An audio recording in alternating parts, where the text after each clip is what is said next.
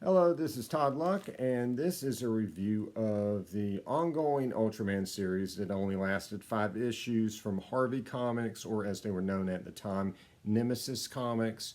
This was 1994, and unfortunately, unlike the Ultraman miniseries they put out that I reviewed last time that was quite good, this is not. So let's just get into it here. Let's start with the covers. So this is Ultraman -1. This is not issue 1, this is -1. What is -1? So back in the 90s, there were these things called zero issues that were kind of trendy. And so it would basically be an issue where you would give the origin or some backstory that wasn't absolutely necessary for the series. And then in the first issue, you would start the story in earnest. So it was sort of two jumping on points and just kind of this, unusual way to start it that would get people's attention. Oh, it's a zero issue. And if you had a series that had already been going on and maybe you hadn't told the character's origin on panel, maybe you've just mentioned it or done it in flashbacks or whatever, zero issues were a chance to go back and do the origin in a way that hopefully would attract a new reader and be like, oh well, that's how that character started, let me see what they're doing in the series right now. That really died down, and I don't think people really do that all that often anymore. I mean, it can create some confusion because I think the natural assumption most people would have is if you have all the issues of a series starting with #1, you have them all, but then, when you get stuff like this, you're like, what? So anyway, so this is -1, and so the cover basically ties into the fact that it's a -1 by looking like a negative image, like a film negative of Ultraman. It doesn't really work very well here. The actual more expensive cover, the enhanced cover, actually has like chrome on it, and it'll be shiny. And so I think it might work there, but for the regular unenhanced non-chrome cover, nah, this isn't that great. And also it's completely random. There is no reason for Ultraman to be negative, and look like this, as far as the story goes. So, the others, what they did here, last time they did polybags, so you could have the virgin covers by just taking them out of the polybag. The name would be printed on the polybag, and you would just take it out, and then you would have the cover without the name and all that stuff cluttering it up. Here, instead, they do flaps. I don't like this as well. I wish they had done the polybags. But, well, you open the flap, and there you have your virgin cover. You can take off the flap. It does have two covers, so if you take this flap off, you'll have the comic without anything covering it up, and it'll be just fine. But, most people would never do that. I mean, most comic collectors would never remove anything, even if it is designed to be removed from a comic.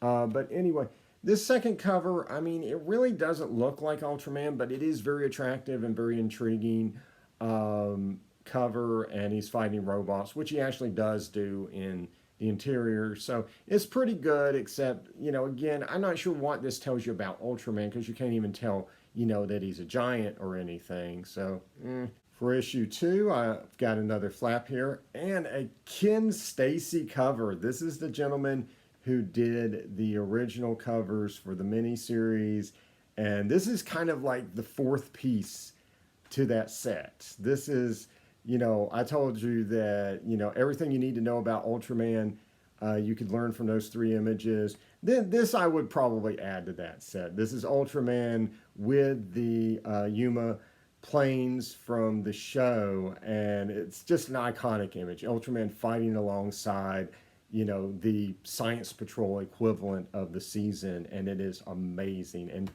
absolutely the best thing about this miniseries is that cover. And this is the 3rd issue cover. It's a little impressionistic, I guess is the term, but a little less detailed. But it's still very striking and definitely gets your attention and is very, very dramatic. And the final cover is by Lee Weeks, who is a great comic artist. And it's a good cover. I mean, it's very intriguing. We have Ultraman versus Ultraman right off the story, and it looks really cool.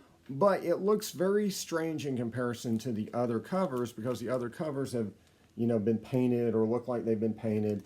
And this is obviously not. It's very flatly, simply colored, and it just looks weird in comparison. It's like they ran out of money or something. If they'd done something a little more painterly with the coloring, I think it would have helped here.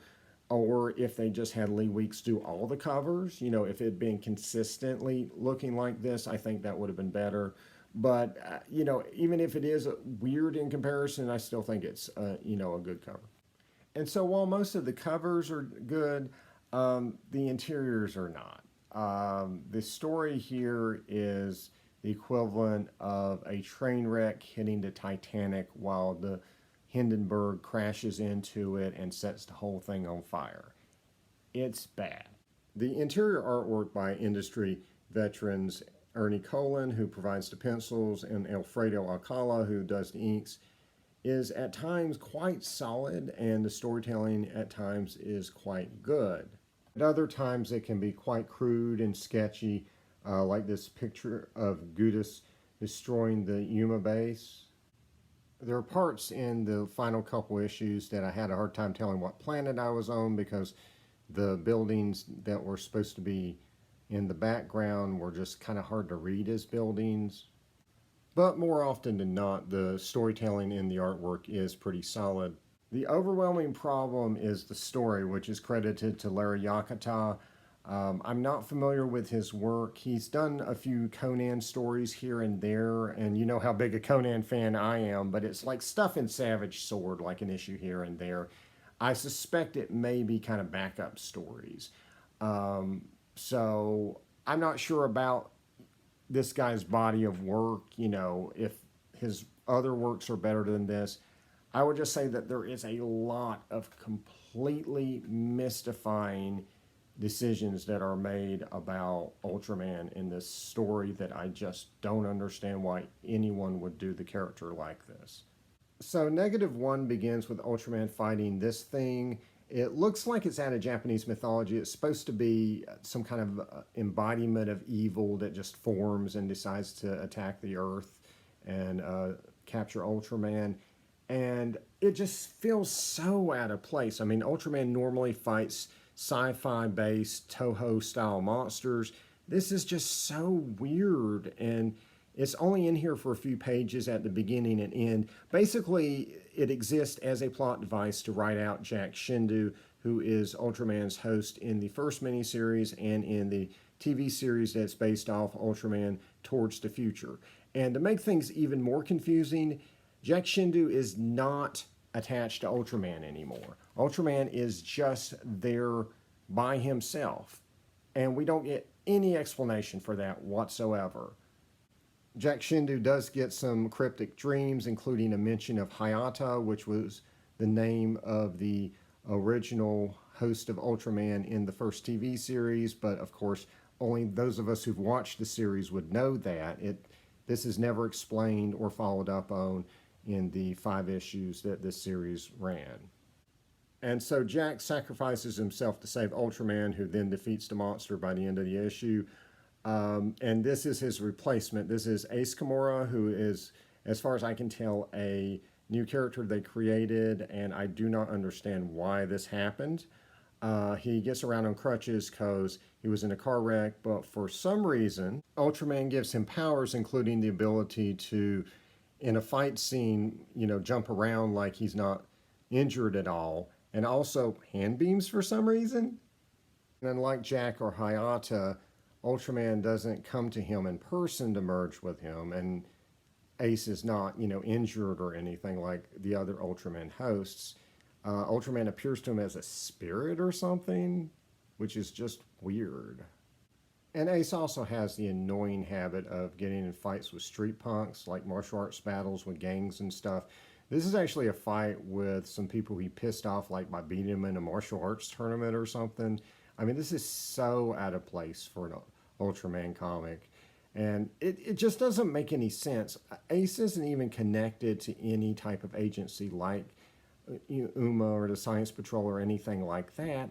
So, I mean, he just shows up when the monster appears. He doesn't have any reason to. In the show, Ultraman will normally merge with someone who, has a reason to be there, someone in an agency that responds to monsters. Ace is just some random dude. And so -1 didn't really feel like Ultraman at all, and it doesn't get any better with the proper #1 issue. Earth is attacked by giant robots who, to me at least, the design doesn't look like it really fits in with the aesthetic that we normally see in the shows. And for some reason, Ace has not heard about this attack. You would think giant robots attacking Earth would be a big deal, but he hasn't heard of it. And an Uma agent approaches him, but doesn't tell him exactly what's going on, and just says, like, something's wrong. Why don't you go check it out yourself? And he flies out into space, and I have no idea what's going on in this panel. Why couldn't she just tell him we're under attack by giant robots? Why in the world would she be cryptic about this? And by the way, this Uma agent that they made up is Jack's girlfriend, which, is something that they made up for the series.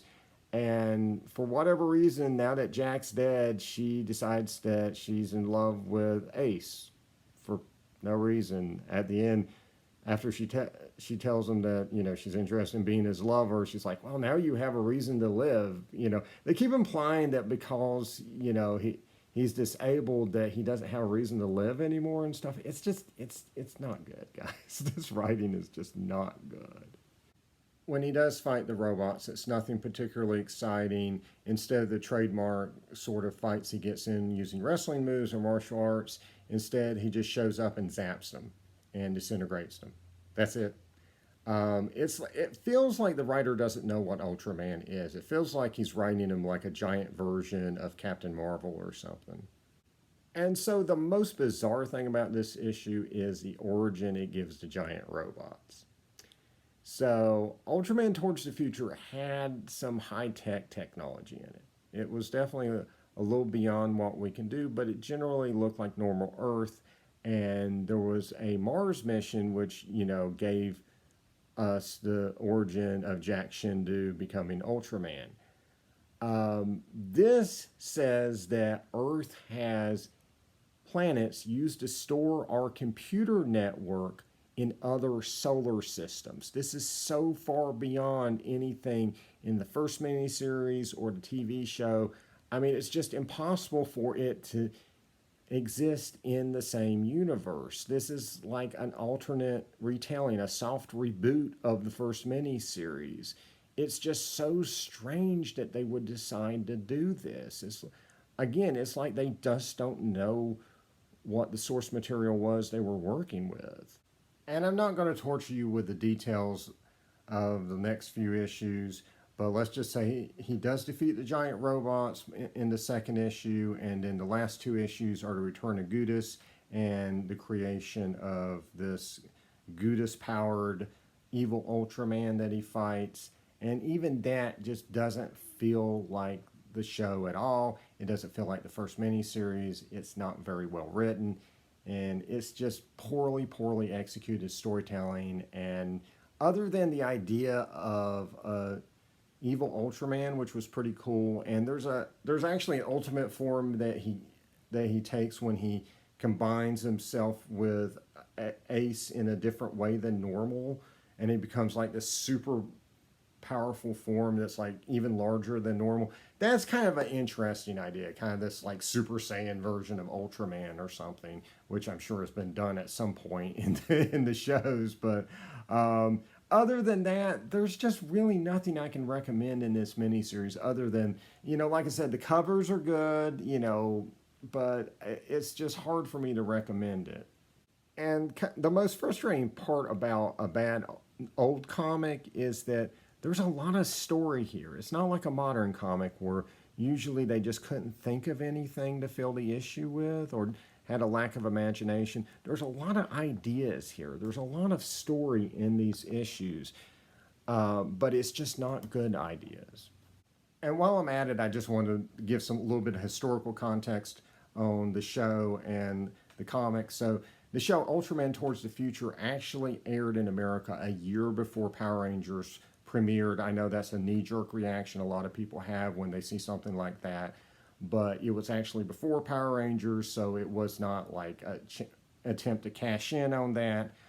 If different deals had been made, if that had gotten on a spot when Fox Kids was in its prime, we might be talking about Ultraman being continuously broadcast in America for 26, 27 years or whatever it's been instead of Power Rangers. So, sometimes that's just the way things happen. And so I also wanted to put kind of a context for when this first miniseries came out. So the 90s was a really interesting, unique time. So comics were still largely thought of as kid stuff, but they were really starting to be written towards an older audience. And a lot of things started happening that got people's attention. Sometimes it was articles about like, oh my God, they're not for kids anymore. But some of it was, big stunts like the death of Superman, the breaking of Batman's back. That really got a lot of people's attention. And then there were new companies that were coming up like Image and Valiant. And, all these companies were starting their new universes that were supposed to be the next Marvel. You could get in on the ground floor of the next Marvel comics. You could get the #1 issue for a character that's going to be as big as Spider-Man, as big as the X-Men. Oh, that's what we were told back then. None of it ever happened. There was also the investors market, which was causing people to think that the comics would be valuable, so they were buying up multiple copies, and comic shops were over-ordering them, thinking that they could resell them at higher prices. So it created this environment where every #1 was a big deal. This is an era where Ghost Rider, who's never been popular before then or after, was a smash hit when they did a new #1 for him, introducing a new Ghost Rider. And he became so popular, there were multiple Ghost Rider titles and an entire supernatural line called Sons of Midnight that were spun off from the Ghost Rider titles. And they launched Darkhawk.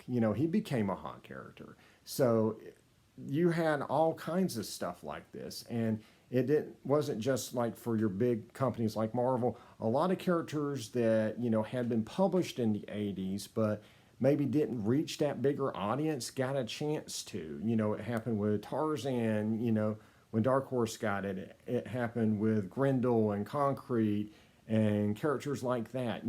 Your new plotline, that new miniseries you were putting out was a big effing deal back then.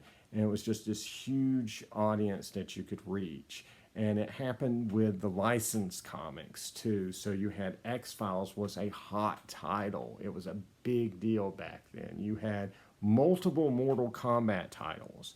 And so I say all this to put it in context that unlike nowadays, that if a little publisher put out something like Ultraman, probably you would have to special order it nowadays. But back then, if you put out a #1 issue with that caliber of talent on it, you had a great opportunity to have an ongoing series, maybe multiple series if you played your cards right. So there was a lot of potential there.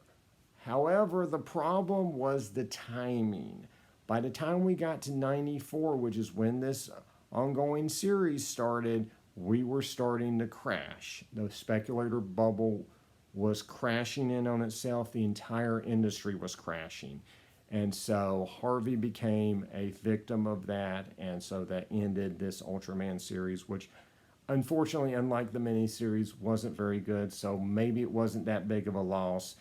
I think in an ideal world, we could have got a great writer who would have been, super on sync with what Ultraman was, and we could have delivered a fantastic ongoing series, but unfortunately that didn't happen. It was short-lived. And we wouldn't get another one for a few years. At first, I thought that was Ultraman Tiga from Dark Horse, but while I was researching this video, I found out I was wrong. I'm actually missing a miniseries from Viz Comics called Ultraman Classics Battle of the Ultra Brothers. And I know nothing about this other than it is a reprint of manga. It looks like it's in the format of an American comic, and it appears to be thicker than a regular issue. That's all I know.